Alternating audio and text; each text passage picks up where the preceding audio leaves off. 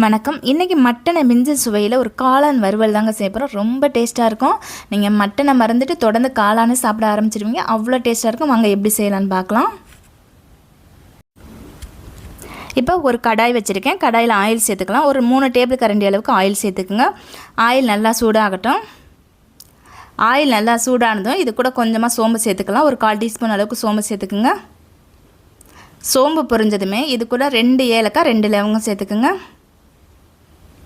இது கூட ரோல் பட்டை கொஞ்சம் பிரிஞ்சலந்து ஒன்றை வந்து 2ஆக கட் பண்ணிவிட்டு சேர்த்துக்குங்க. இது நல்லா எல்லாம் பொரியட்டும்.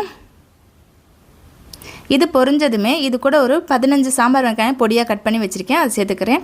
நீங்கள் வந்து பெரிய வெங்காயமாக இருந்தால் ஒரு வெங்காயம் பொடியாக கட் பண்ணிவிட்டு சேர்த்துக்குங்க. இப்போ இது கூட வந்து ஒரு கொத்தளவுக்கு கறிவேப்பிலை சேர்த்துக்கலாம். இப்போ வெங்காயத்தை நல்லா வதக்கி விடுங்க. வெங்காயம் நல்லா வதங்கட்டும். இப்போ வெங்காயம் நல்லா வதங்கிடுச்சு. இப்போ இது கூட இஞ்சி பூண்டு விழுது வந்து ஒரு 1/2 டீஸ்பூன் அளவுக்கு இஞ்சி பூண்டு விழுது சேர்த்துக்குங்க. இப்போ இஞ்சி பூண்டு பச்சை வாடை பிறந்த வரைக்கும் நல்லா வதக்கி விடுங்க. இப்போ இது கூட வந்து பொடியாக கட் பண்ண தக்காளி ஒரு தக்காளி சேர்த்துக்குங்க. இப்போ தக்காளியை வதக்கி விடுங்க. தக்காளி வதங்கும் போதே நம்ம வந்து இதுக்கு தேவையான உப்பு சேர்த்துடலாம். வறுவலுக்கு தேவையான உப்பு சேர்த்துடுங்க. ஒரு 1/2 ஸ்பூன் அளவுக்கு உப்பு சேர்த்தாச்சு. இது கூட ஒரு 1/4 டீஸ்பூன் அளவுக்கு மஞ்சள்தூள் சேர்த்துடலாம்.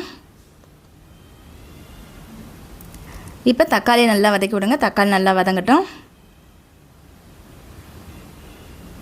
இப்போ தக்காளி நல்லா வதங்கிடுச்சு. இப்போ மசாலா சேர்த்துக்கலாம்.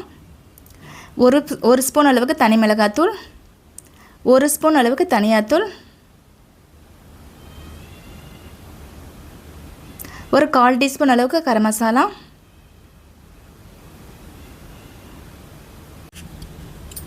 இந்த மசாலாவையும் நல்லா பச்சை வாடை பிறந்தடி நல்லா கிண்டி விடுங்க. ஏன்னுட்டா நம்ம காளான் போட்டோம்னா காளான் வந்து தண்ணியாக வந்துடும். அதனால் பச்சை வாடை வந்து போகாது. அதனால் நல்லா பச்சை வாடை பிறந்தடிக்கு மசாலாவை நல்லா கிண்டி விடுங்க. கிண்டிட்டு காளானை வந்து ஒரு 4-5 தடவைக்கு மேலே நல்லா கழுவிடுங்க. பெருசாக இருந்தது அப்படின்னா 4ஆக கட் பண்ணிக்கோங்க. சின்னதாக இருந்தால் 2ஆக கட் பண்ணிக்கோங்க. இப்போ காளானை சேர்த்துட்டு நல்லா வதக்கி விடுங்க. நல்லா மசாலா கூட நல்லா வதக்கி விடுங்க.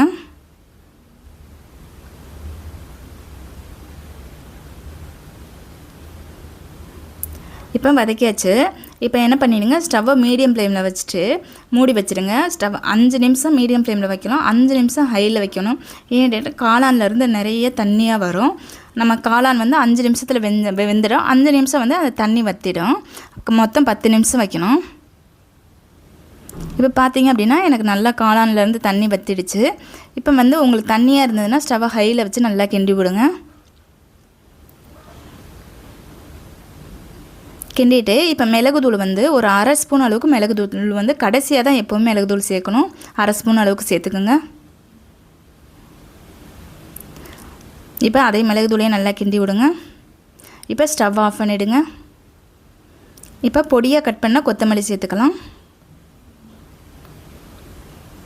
இப்போ நல்லா கிண்டி விடுங்க. அவ்வளோதாங்க, சூப்பரான காளான் வறுவல் ரெடி ஆகிடுச்சு. இதே மெத்தடில் செஞ்சு பாருங்கள், ரொம்ப நல்லாயிருக்கும். இந்த வீடியோ பிடிச்சிருந்தது அப்படின்னா என்னோடய சேனலை சப்ஸ்கிரைப் பண்ணிவிடுங்க. உங்கள் ஃப்ரெண்ட்ஸுக்கும் ஷேர் பண்ணுங்கள்.